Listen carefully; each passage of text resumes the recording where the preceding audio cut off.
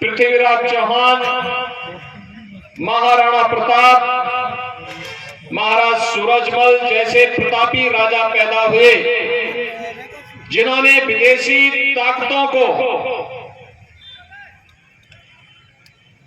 पूरी तरह हिला करके भारत की धरती को सुरक्षित रखने में अपना योगदान दिया। शक्ति और भक्ति की इस धरा को कोटि कोटि नमन करते हुए आप सबका हृदय से अभिनंदन करता हूं। भाइयों बहनों, चुनाव चल रहे हैं। राजस्थान विधानसभा का ये चुनाव 5 वर्ष की वेदना को अब वक्त आ गया है जब बदला लेकर के हम जिन लोगों ने हमें वेदना दी है, हमारी आस्था के साथ खिलवाड़ करके, हमारे विकास में बैरियर लगा करके, हमारे हक पर डकैती डाल करके और सुरक्षा का अविश्वास का वातावरण पैदा किया है, उन सब से बदला लेने का अवसर आ गया है।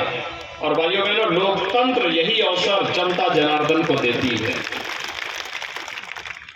आज जब भारत बदल चुका है, प्रधानमंत्री मोदी जी के नेतृत्व में एक नए भारत का दर्शन देश भी और दुनिया भी कर रही है।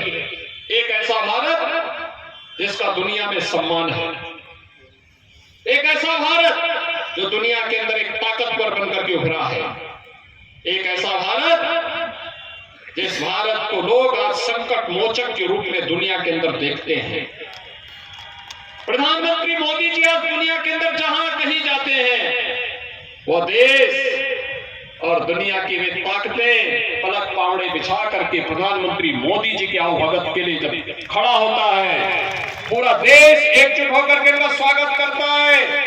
तो स्वागत प्रधानमंत्री मोदी जी के साथ 142 करोड़ भारतीयों का भी सम्मान होता है।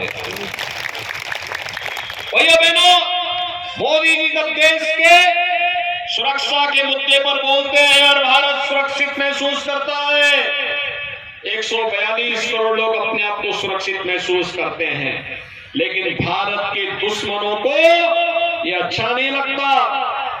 याद करिए, कांग्रेस के समय में रोज घटनाएं घटित होती थी, रोज घटनाएं घटित होती थी, कभी आतंकी घटना, कभी घुसपैठ की घटना, कभी कुछ और की घटना। लेकिन आज आतंकवादी भी और उनके आका भी जानते हैं, घुसपैठ करेंगे, आतंकी घटना को वारदात करेंगे तो न केवल आतंकवादी बल्कि उनके आकाओं की माद में घुस करके भारत के बहादुर जवान वहीं मार गिराएंगे, उनका काम तमाम करने का काम भी करेंगे। इसलिए भारत सुरक्षित हुआ है।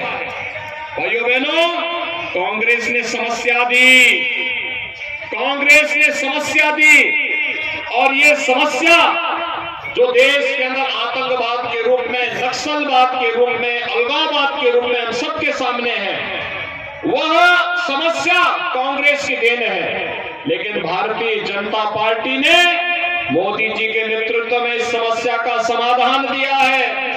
कांग्रेस ने आतंकवाद की समस्या दी, मोदी जी ने धारा 370 समाप्त करके आतंकवाद और उग्रवाद पर हमेशा के लिए ताला लगा दिया है। समाप्त, समस्या का समाधान। कांग्रेस ने नक्सलवाद की समस्या दी, मोदी जी ने उसका समाधान दिया। कांग्रेस ने देश के अंदर जाति, मत, मजहब, क्षेत्र और भाषा के आधार पर देश को खंड खंड करने का कुत्सित प्रयास किया। मोदी जी ने कहा नहीं, यह देश उत्तर से दक्षिण, पूरब से पश्चिम एक रहेगा, एक भारत श्रेष्ठ भारत की बात मोदी जी ने की। कांग्रेस ने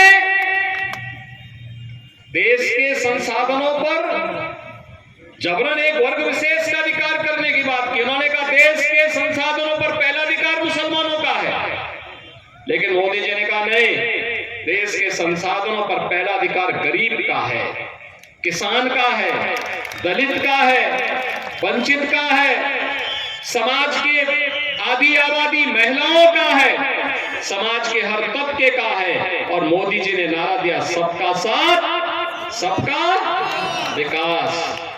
भैया बहनों, सबका साथ और सबका विकास का नारा ही राम राज्य की आधारशिला है।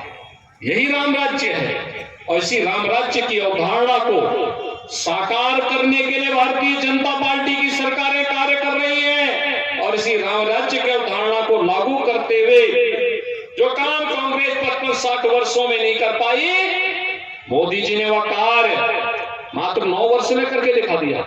याद करिए, 12 करोड़ गरीबों के घर में शौचालय बन गए, 4 करोड़ गरीबों के आवास बन गए, 4 करोड़ गरीबों के घर तक बिजली पहुंच गई, लगभग